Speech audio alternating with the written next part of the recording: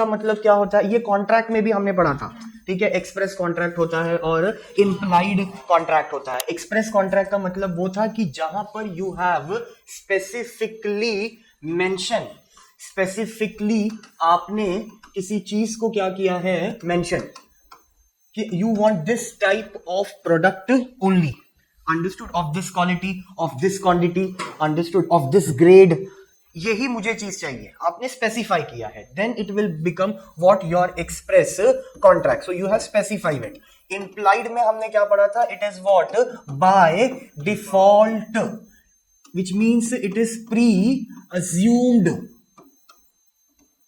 Pre assumed. सो implied का मतलब क्या था, प्री अज्यूम्ड। वही एग्जैक्टली सेम चीज यहां पर एप्लीकेबल किया गया है कि एक्सप्रेस मतलब when it is being mentioned by the buyer to the seller that I need this type of product of this quality, of this quantity, of this much price only, ठीक है। Range price का मैंने आपको mention किया that I can purchase the product of the range from 250 to 350।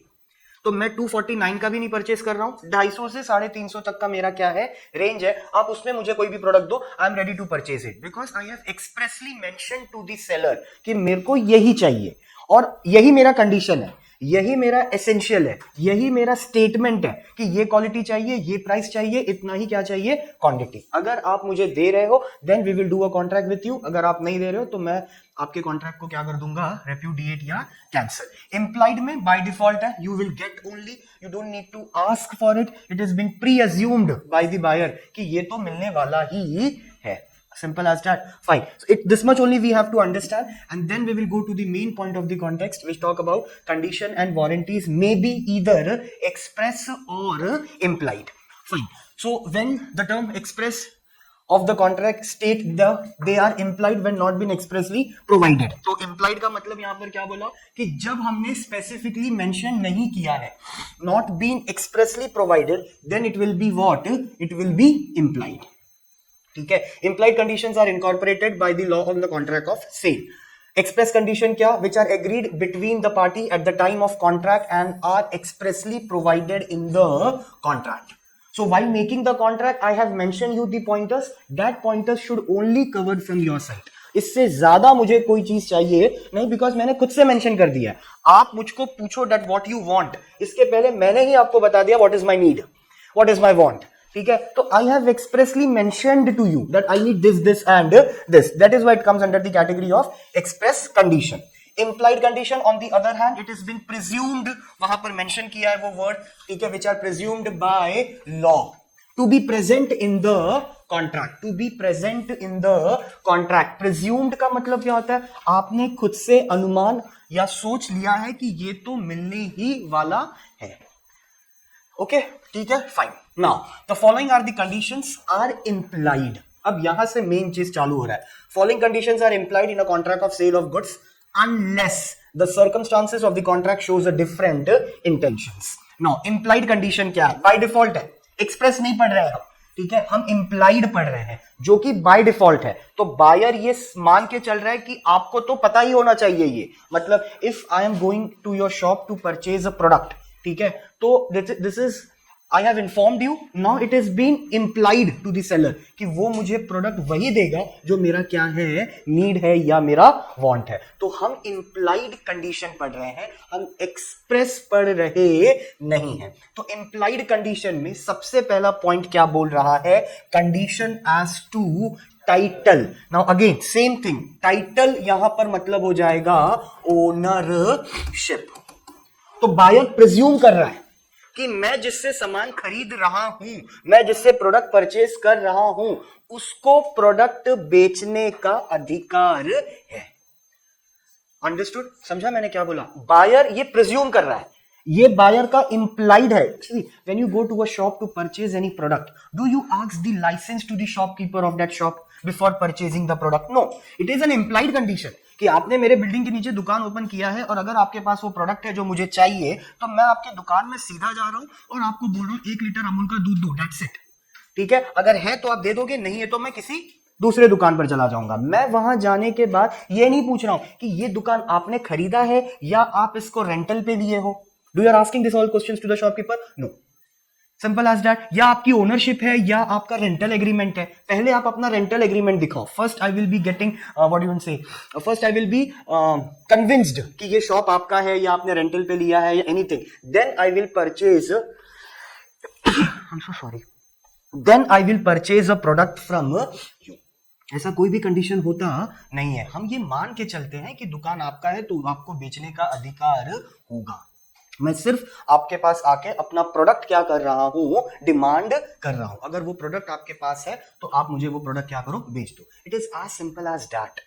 ठीक है, ज्यादा उसमें इफ और बट लगाने मत जाओ, क्योंकि हम एक्सप्रेस नहीं पढ़ रहे हैं, इम्प्लाइड पढ़ रहे हैं, और इम्प्लाइड का मतलब ही है बाय डिफॉल्ट। तो बाय डिफॉल्ट मुझे लगता है ये दुकान आपका ही है। ठीक है, आपका, आपने रेंट पे लिया है या आप उस दुकान के ओनर हो, that is not my concern. My concern is what, if I am going to your shop asking for 1 litre of milk, आपके पास वो ब्रांड है तो आप दे दो, नहीं है I will move out. Simple as that. उसमें ज्यादा कंडीशन कुछ आता नहीं है। क्यों नहीं आता है? Because I consider that you have a title of the goods. Title of the goods मतलब you are the owner of that goods. तुमने दुकान चालू ही किया ताकि तुम्हारा प्रोडक्ट क्या हो, बिके। तो मैं तो खरीदने आया हूं, मुझे दो। तो मेरा उससे ये कंसर्न थोड़ी होगा, सॉरी, कि ये दुकान आपका है या नहीं है। मेरा कंसर्न आपके सिर्फ किससे है, प्रोडक्ट से है। Understood? Simple. Now see what it is saying. In every contract, section 14 subsection A, in every contract of sale, unless there is an agreement to the contrary, the first implied condition on the part of seller is that. Seller के ऊपर सबसे बड़ी जिम्मेदारी क्या है? सबसे पहला ये कि इन केस ऑफ सेल, क्या सेलर के पास अधिकार है कि वो सामान को क्या कर सकता है, बेच सकता है। अगर उसके पास अधिकार है, वो सामान बेच रहा है, I am ready to purchase it. ठीक है। दूसरा पॉइंट क्या है? In case of agreement to sell, whether he has a right to sell the goods at the future time when the property is to pass. Agreement to sell में हमको product उस time पर मिलता नहीं है, you get on a future date. Understood? तो again the same point is same. दोनों point अलग अलग लिखा है बट मतलब दोनों पॉइंट का सेम है कि this is an implied to me कि you are the owner of the shop and I am going to purchase the product. Simple. I'm not asking the authenticity of your shop, whether your shop is been owned, it is been rental, whether you have a dealership of this product or not. That is not my concern. Being as a customer, मैं इतना detailing में जाता नहीं हूं। मुझे सिर्फ ये है कि आपके पास अधिकार होना चाहिए सामान बेचने का। हम घर खरीदने जा रहे हैं तो जो घर का ओनर है वो अगर घर बेचने को तैयार है और हमने पेपर चेक किया और हमको लगा कि he is only the owner या she is only the owner, तो हमको उससे घर खरीदने में कोई भी प्रॉब्लम नहीं है। Understood? But we need what, an agreement copy जिसमें नाम उसका लिखा हो कि ये घर किसका है, इसका है, और मैं इससे क्या कर रहा हूं, खरीद रहा हूं। इतना ही मेरा कंसर्न है। आपने कब ये घर खरीदा, आपने रजिस्ट्रेशन फीस कितना दिया, ये घर खरीदते समय आपने लोन लिया था क्या, ये सब मेरा कंसर्न नहीं है। घर आपके नाम पे है, बस बात खत्म। And you are transferring to me, that's over. Write on this paper कि ये घर तुम्हारा है, आपके पास टाइटल है, मैं आपसे खरीद रहा हूं, आप मुझे ट्रांसफर कर रहे हो, आप मुझे बेच रहे हो, जो भी है वो पेपर पे लिखो। आप भी साइन करो, मैं भी साइन करूं, the house is been transferred. Simple as that. ठीक है। I am not going into the detail of that कि वो घर कैसे उसने खरीदा, वो मेरा कंसर्न नहीं। इट्स एन इम्प्लाइड कि आपका टाइटल है तो आप मेरे को बेच सकते हो। प्रॉब्लम कब आएगा? व्हेन देयर इज नो चोरी का माल है, ओनरशिप किसका है पता नहीं है और आपने परचेस कर लिया है।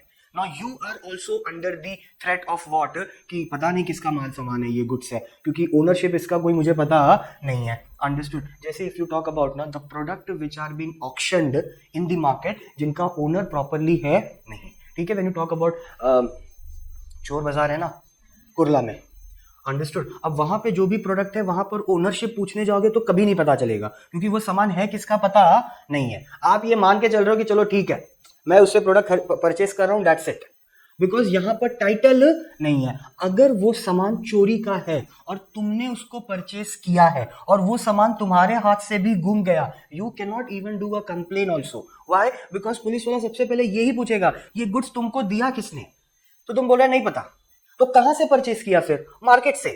तो जिससे सामान परचेस किया, जिससे ये गुड्स परचेस किया, वो था क्या बेचते समय तुम्हारे सामने? नहीं। Because I don't know the owner of that goods, because that goods come under the category of what, it's a black marketing. ये ब्लैक मार्केटिंग पता है क्या? ब्लैक मार्केटिंग का मतलब ही ये है कि ओनरशिप सामान का कौन है पता नहीं है, वाया वाया वाया वाया सामान क्या हो रहा है या गुड्स क्या हो रहा है, transfer. You don't know the real reason. That is why it will come under the category of what?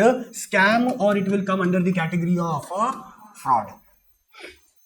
ठीक है, जब ओनरशिप नहीं होता, आप कोई प्रॉपर्टी खरीद ली है, वो प्रॉपर्टी गवर्नमेंट का है, आपको पता ही नहीं कि वो प्रॉपर्टी गवर्नमेंट का है, आपने जिससे परचेस किया उसने बोला ये प्रॉपर्टी मेरा है, आपने उससे खरीद लिया, फिर उसमें आपने घर बनाना चालू किया, तब तक बिल्डर मतलब ये आ गया, गवर्नमेंट आ गया, बोला स्टे लगा दिया। स्टे मतलब पता है कि कंस्ट्रक्शन होगा नहीं, and then you get panic and then you are showing the documents to that government कि देखो बाबा मैंने मिस्टर ए से खरीदा है, तो गवर्नमेंट बोला ये मिस्टर ए का जमीन नहीं है, ये गवर्नमेंट का जमीन है। जैसे कि रेलवे क्वार्टर होता है ना, रेलवे क्वार्टर पे जाके कोई प्राइवेट बिल्डर बिल्डिंग बनाना चालू कर दे, it is not been authorized, why? Because that property belongs to whom? Railway. तो वहां पर जो भी बिल्डिंग बनेगा, लेकिन वो बिल्डिंग बनाएगा कौन? Railway, because that land belongs to railway. अब कोई आदमी आके अगर वो जमीन आपको बेच दे, मतलब उसके पास टाइटल नहीं है, बिकॉज टाइटल तो सिर्फ रेलवे के पास है, ओनरशिप किसके पास है? रेलवे के पास है। Understood? Now it becomes a scam, now it becomes a fraud. लेकिन अगर टाइटल क्लियर है, understood, and the ownership is clear, जिसका सामान है वही बेच रहा है आपको, then there is no question of asking whether there is a title और not, but you need to prove it.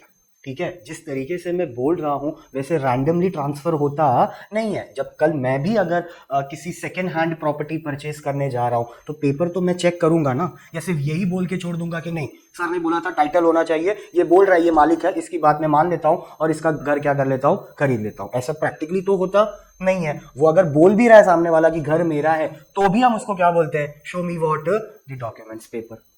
तो वी तो do cross check, understood. Without cross check हम तो परचेस करेंगे नहीं, that is the main point, understood. But यहां पर इतना डिटेलिंग पे बात नहीं किया है, यहां पर सिर्फ इतना ही बोला है कि अगर टाइटल है, ओनरशिप है, तो आप सामान खरीद सकते हो, कस्टमर इज नॉट आस्किंग। जैसे कि अपना ये होता है ना, क्या बोलते हैं, अमूल का फ्रेंचाइजी होता है ना आइसक्रीम में, ठीक है, तो फिर तुम गए और वहां पर आइसक्रीम खाए, तो बोर्ड पे तो लिखा है ना कि किसकी फ्रेंचाइजी है? अमूल की है। तो वहां पर जाके तुम क्रॉस क्वेश्चन करते नहीं हो कि आपका अमूल की फ्रेंचाइजी है क्या? अरे बाहर लिखा है ना बोर्ड पे, दैट शोज ओनली कि मैंने क्या लिया है? अमूल की फ्रेंचाइजी। तो जो भी मैं आइसक्रीम बेच रहा हूं वो मदर डेयरी का बेचेगा नहीं, वो किसका बेचेगा? हाँ, क्योंकि मैंने फ्रेंचाइजी लिया किसका है? अमूल का। That's better logic. मैकडी में you can not sell the pizza of Domino's ना, because McD has their own outlet, they has their own product, Domino's have their own product. You cannot go to McD and ask to them कि are you McD employer or employee, because they are already employee. तो उनका जो product है वो किसका है? वो McD का ही है। तो वहां पर टाइटल बहुत क्लियर है, तो पूछने की जरूरत नहीं है। पूछने की जरूरत कब होती है? जब टाइटल क्लियर होता नहीं है। टाइटल क्लियर नहीं होता, इसका मतलब जब ओनरशिप क्लियर होगा नहीं। तो सेल्स ऑफ गुड्स एक्ट में अगर इस पे केस स्टडी आ रहा है, तो you need to read the case study and understand कि जो जिससे सामान खरीद रहा है या जो जिसको सामान बेच रहा है, क्या उसके पास टाइटल है या नहीं। अगर केस स्टडी में कहीं पर भी ऐसा वर्ड दिखा कि टाइटल शो नहीं कर रहा है, इट मीन्स कि वहां पर क्या है? फ्रॉड या स्कैम है। तो आप ये लिख सकते हो कि नहीं, मिस्टर ए मिस्टर बी से सामान गुड्स नहीं खरीदेंगे, क्योंकि मिस्टर ए के पास according to sales of goods act 1930 condition of title fulfil हो रहा नहीं है। इसके लिए मिस्टर बी ने मिस्टर ए के साथ कॉन्ट्रैक्ट क्या कर दिया? Cancel, repudiated. क्यों? Because mister A does not have a condition of title. Simple. Condition मतलब वही एसेंशियल, इंपॉर्टेंट। ओनरशिप नहीं है, तो मैं फिर सामान उनसे खरीदूंगा नहीं। Simple as that. और अगर उल्टा है कि नहीं, उनका कंडीशन है, टाइटल उसके पास है, ओनरशिप है, then also I will purchase the product from mister A, because again according to sales of goods act mister A के पास कंडीशन ऑफ टाइटल है, तो मेरा वो नीड वांट क्या हो रहा है? फुलफिल। ओनरशिप है, I will purchase from him. So you need to find out कि टाइटल है या नहीं है। इसके लिए बार बार वहां पर मेंशन किया है राइट टू सेल, बेचने का अधिकार तुम्हारे पास है या नहीं। ठीक है, बेचने का अधिकार तुम्हारे पास है या नहीं। सिंपल। अगर टाइटल होगा तो राइट टू सेल होगा, टाइटल नहीं होगा तो राइट टू सेल नहीं होगा। Simple as that. Okay, now see यहां पर भी लिखा है रियल ओनर। सेकेंड पैराग्राफ देखो, the condition implied that the seller has the right to sell the goods means he should be real owner at the time जब goods क्या हो रहा है? पास हो रहा है, मतलब जब गुड्स किसको दिया जा रहा है? बायर को। तो उनके पास ओनरशिप, मालिकाना हक होना चाहिए। ओ फाइन, सिंपल। ठीक है, Okay, now the next condition what we have is called sale by description. Okay, see what is the difference between description and prescription?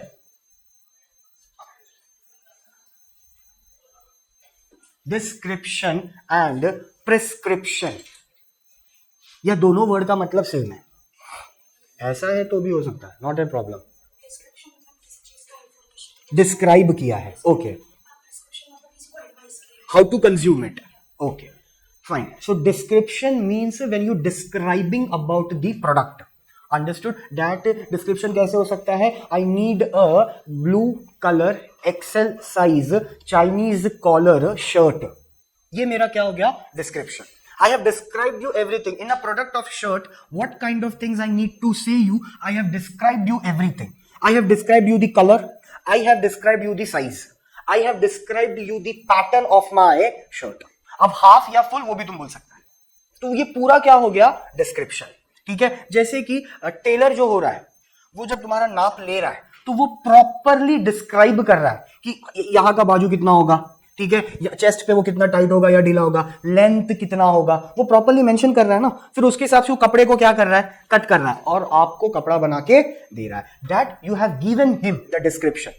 Understood. तो बायर अगर डिस्क्रिप्शन दे रहा है प्रोडक्ट का to the seller, then it is the right of a seller to give the product to the customer as per the description. As per the description. और अगर as per the description product नहीं दिया गया है तो it is implied that I will repudiate the contract being as a buyer. Title वाला भी being as a buyer ही था, ये वाला भी being as a buyer ही है. तो पर्सपेक्टिव किसका है? बायर का. बायर बोलता है ओनरशिप नहीं रहेगा, कॉन्ट्रैक्ट कैंसिल कर देगा. ठीक है. बायर ही दूसरा पॉइंट बोल रहा है कि मैंने डिस्क्राइब किया है, डिस्क्रिप्शन दिया है, I need this this this and this, और यही मेरा कंडीशन है. अगर तुम ये नहीं फुलफिल कर पा रहा है तो मैं कॉन्ट्रैक्ट को क्या कर देगा? कैंसिल या repudiate. Try to use the word repudiate, जिसका मतलब तुमने कैंसिल ही लिखा था, बट रेप्यूडिएट लिखना ज्यादा क्या रहेगा? फेवरेटिज्म होगा. ठीक है. अंडरस्टूड. तो मैं कॉन्ट्रैक्ट को क्या कर दूंगा? रेप्यूडिएट. और स्टिपुलेशन भी लिखना है, मतलब आंसर्स में ना कंडीशन लिख रहे हो अगर, एसेंशियल मत लिखना, स्टिपुलेशन लिखना, क्योंकि वर्ड वही यूज हुआ है तो हम चाहते हैं कि वर्ड वही यूज करें. स्टिपुलेशन और रेप्यूडिएशन. रेप्यूडिएशन का मतलब कैंसल, स्टिपुलेशन का मतलब एसेंशियल. तो अगर डिस्क्रिप्शन के हिसाब से सामान नहीं मिला है, I will repudiate the contract. Same thing it is mention where there is a contract of sale of goods by description. There is an implied condition, by default है कि जो गुड्स है वो उसी करस्पॉन्डेंस में मिलना चाहिए जैसा मेरा क्या था? Description. This rule is based on the principle that if you contract to sell peas, it's talking about a green peas, ठीक है, you cannot compel the buyer to take. That is what the rule is. मैंने आपको जो बोला है आप मुझे वो दो, आपको जो देना है वो मुझे देने की जरूरत नहीं है, बिकॉज मैंने कॉन्ट्रैक्ट किया है on the basis of description. तो I need the product as per my description, my as a buyer, not your prescription. कि सर मैं आपको एडवाइस दूं, आपके ऊपर नेवी ब्लू सूट नहीं करेगा सर, क्योंकि आप थोड़े से काले हो ना, आप एक काम करो आप कोई लाइट कलर पहनो. अरे मेरे को नेवी ब्लू पहनना है, शेडी हो तुम तो मत, ये ऐसा थोड़ी होता है ना. आपको मुझे मत बताओ, I will tell you, because it's a description point of view. तो I will give you the range, the colour, the design, the style, everything, but you can not tell me कि आप ये पहनो या वो मत पहनो. अंडरस्टूड. अब यहां पर हम बायर के पर्सपेक्टिव से पढ़ रहे हैं ना, इसके लिए सब गलती किसका निकाल रहे हैं? सेलर का. जैसे ही हम सेलर के पर्सपेक्टिव से पढ़ना चालू करेंगे, राइट्स ऑफ अ सेलर, तो सब गलती किसका निकालेंगे? तो ये होता रहेगा. तो डोंट गेट ये कंफ्यूज कि सर तो फिर अल्टीमेटली राइट कौन है? कोई नहीं, लॉ राइट है बस, है ना. क्योंकि ये होता है कि सर अभी तो आप उसका लाल कर रहे थे, अब इसकी बुराई कर रहे हो, फिर इसका कर रहे हो, उसका कर रहे हो, और जैसा क्वेश्चन है वैसा आंसर क्या होगा? चेंज. अंडरस्टूड. तो लॉ दोनों के हिसाब से बात कर रहा है. अभी वो बायर के हिसाब से बोल रहा है तो सब सही कौन है? बायर है, और सब गलत कौन है? सेलर है. बट जैसे ही राइट्स पढ़ना चालू करेंगे तो सब सही कौन है? सेलर है, और सब गलत कौन है? बायर है. Understood, that's the point, so don't get confuse. तो यहां पर जो मैंने बोला है वही आप मुझे दो, because it is sale by description. The buyer is not bound, मैं लूंगा ही नहीं, परचेज ही नहीं करूंगा, to accept and pay for any goods which are not according to the description. So I will not pay, I will repudiate the contract, I will do everything because the goods which you are giving to me are not as per my description. Simple as that. Clear? Okay. So you can reject the goods, हाँ? अगर description के हिसाब से नहीं है तो आप condition को क्या कर सकते हो? breach. breach बोला तो आप क्या कर रहे हो? तोड़ दे रहे हो. Understood? Simple. Okay. Now यहां पर ना छोटा सा एक कॉन्सेप्ट बताया है कि डिस्क्रिप्शन कैसा हो सकता है। तो सी दैट पॉइंट कि आपने गुड्स की कैटेगरी बताई है कि आपको यही क्वालिटी का गुड्स चाहिए, आपको कैसा गुड्स आपको चाहिए आपने स्पेसिफाई किया है। ये वो होता है ना ग्रोसरी के दुकान पर अगर जाओ तो चावल का बहुत सा रेंज लिख के रखता है वो पार्टी पर, पार्टी क्या, बोर्ड पे है ना, चौक से लिखा होता है, और फिर उसके नीचे उसका क्या लिखा होता है, प्राइस, ओकम है, ये है, बासमती है, XYZ, तो वो लिखा होता है उस पर, and then you read it, then you check it as a sample, and if you feel कि नहीं ये अच्छा है, ये जल्दी पक जाएगा, ये होगा वो होगा, तो फिर तुम उसको दे देते हो और वो वहीं से क्वालिटी निकाल के, आई मीन क्वांटिटी उतना तुमको क्या करता है, देता है। That is again what called description. तो आपने मेंशन किया था कि ये चीजें चाहिए। Understood, simple, fine. Now come to next, that is what called sale by sample. This is again very simple. और नेक्स्ट वाला जो पॉइंट है उसने दोनों को क्लब कर दिया है, sale by description and sale by sample. तो आंसर भी क्या हो जाएगा, क्लब, ऊपर का और नीचे का दोनों का। सेल बाय सैंपल का मतलब भी वापस क्या हो गया, again it's very simple, you are giving a sample before purchasing the product from the seller. तो आपने सेलर को सैंपल दे दिया है। इसका classic example you can take when you want to paint your house, तो वो कोटेशन लाके देता है ना, जो उन कॉन्ट्रैक्टर होता है, वो छोटा सा बुक रहता है एशियन पेंट का या रॉयल पेंट का या बर्जर पेंट जो भी आप लगा रहे हो, तो वो उनका बुक रहता है, कैटलॉग। वो कैटलॉग में वो पेंट ये किया रहता है, का फोटो बना रहता है बॉक्सेस में, और नीचे कलर लिखा रहता है और साइड में नंबर लिखा रहता है। ठीक है, for example, just example I am telling you कि नंबर 042 है। ठीक है, तो वो बुक आपने लिया और फिर आपने वो चेक किया कि आपके दीवार पे कौन सा कलर सूट होगा। फिर आप जा रहे हो कहाँ पर, पेंट खरीदने के लिए। तो जो पेंट खरीदने के लिए जब तुम जा रहे हो तो वो बुक लेके जा रहे हो, फिर दुकान वाले को बोलते हो 042 और 043 ये दो कलर चाहिए। फिर वो एक अंदर से रॉ मटेरियल निकालता है। मशीन देखा है तुमने कभी जहां से वो पेंट, इतना डिटेलिंग में कभी ऑब्जर्व किया है क्या? नहीं। ठीक है, मैं लोकेशन तुमको बताता हूँ। कुलसावाड़ी पता है ना, तो वहां पर एक पेंट वाला है। कहाँ पर, मॉडल स्कूल का जो रास्ता है ना अंदर से गली वाला, ठीक है, उसके ये साइड में 3-4 दुकानें हैं। ठीक है, दुर्गा माता मंदिर के एग्जैक्टली ऑपोजिट। तो वहां पर एक पेंट वाला है, अंकल बैठते हैं, उनके पास एक बड़ी सी मशीन है दुकान में अंदर। तो अगर तुमको फॉर एग्जांपल रेड करना है तो उनके पास क्या रहता है, एक ना रॉ मटेरियल का कलर उनके पास है, डस्टी कलर। वो कलर ना उस मशीन में डालते हैं, और जो तुमने कोड बोला ना 042 043 044 जो भी कोड बोला, वो कोड का डिब्बा वो निकालेंगे, उसको उसमें मिक्स कर देंगे, और फिर वो तो मशीन में है। एक जो व्हाइट कलर सब में यूज हो रहा है, तो व्हाइट कलर तो ऑलरेडी उसके अंदर है। फिर जो तुमने कोड बोला वो कोड का कलर उसमें क्या करेंगे, मिक्स, और वो मशीन में तुमको डार्क रेड या जैसा भी चाहिए वो रेड कलर तुमको निकाल के क्या कर रहे हैं, दे रहे हैं। तो you are giving that person कि मुझे ये चाहिए, ये चाहिए, ये चाहिए, on the basis of what, sample, on the basis of what, sample. और ये जो कोड लिखा है ये सैंपल है। तुम अगर जाके सिर्फ बोल दो ना रेड कलर दो, वो नहीं देगा। वो तुमको बोलेगा रेड कलर कहां से, क्या कोड क्या है तुम्हारे कलर का? तो तुम बोलेगा कोड मतलब कलर का? बोला नहीं, वो बुक दिया रहेगा ना कॉन्ट्रैक्टर ने, उसमें कोड लिखा है, वो कोड मुझे बता। फिर वो कोड का डिब्बा वो निकाल रहा है, वो उसमें मिक्स कर रहा है, मशीन में आपको निकाल के जो कलर आपको चाहिए वो दे रहा है। अंडरस्टूड? अगर वो कलर बच गया, ठीक है, तो वो वापस नहीं लेता, क्योंकि वो उसके यूज में आएगा नहीं, क्योंकि वो ऑलरेडी फिनिश गुड्स बन गया है। तो फिर उसको हम डिब्बे उठा के घर पे रख देते हैं, कभी वापस लगेगा तो घुमा देंगे। Understood? So when you take a product on the basis of sample, कि यही चाहिए मेरे को, मैंने आपको पहले सैंपल दिखाया कि यही सैंपल का मेरे को प्रोडक्ट दो, और अगर आप मुझे वो सैंपल का प्रोडक्ट नहीं दे रहे हो, then again as a buyer has the right to repudiate the contract. Simple as that. That is what called sale by sample. So in a contract of sale by sample, there is an implied condition कि the bulk quantity जो है is correspond with sample in quality. Ration के दुकान पर जो है बोरी में रखा है 4-5 चावल और प्राइस निकाल के रखा है और उस पर लिखा है कि ये 53 किलो है, ये 55 का, ये 65 का, उसमें से जो तुम निकाल रहे हो वो भी तो सैंपल ही है। अंडरस्टूड? उसको बोल रहे हो तो वो अंदर से तुमको बल्क क्वांटिटी में निकाल के दे रहा है। तो सेल ऑफ सैंपल में ये है कि बल्क क्वांटिटी जो होगा उसी का सैंपल। ऐसा नहीं है कि सैंपल मैंने दिया 65 रुपीज का और आप मुझको प्रोडक्ट दे रहे हो 55 का, then again it becomes what? Wrong. क्योंकि सैंपल जो मैंने दिया था वो बासमती चावल का था और आप मुझे चावल कौन सा दे रहे हो? कोकम, ठीक है, थोड़ा सा मोटा रहता है कंपेयर टू बासमती, ठीक है। तो ये गलत हो गया। Again I can repudiate the contract because आपने जो प्रोडक्ट मेरे को दिया है that is not as per my sample.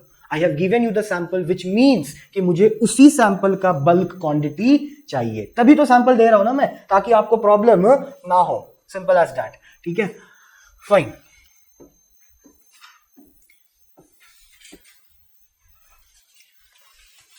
Now see the fourth point. Fourth point is again very simple. It talks about same thing. ठीक है, दोनों को उसने क्लब कर दिया है। किसको? Sale by description and sale by sample. Simple, ठीक है। तो answer will be also club कि प्रोडक्ट मैंने डिस्क्राइब भी किया, ये चीज चाहिए और इसका एक सैंपल भी मैंने आपको दिया कि देखो ऐसा ही है। Understood? Now you have to give me the product as per my description and as per my sample. और अगर आप मुझे नहीं दे रहे हो then I can repudiate the contract. Simple as that. Okay, now go to the next point ना, वहां पर एक फिटनेस कॉन्सेप्ट करके लिखा है, क्वालिटी और फिटनेस, ठीक है। जरा सेकेंड पैराग्राफ रीड करो एक बार खुद से।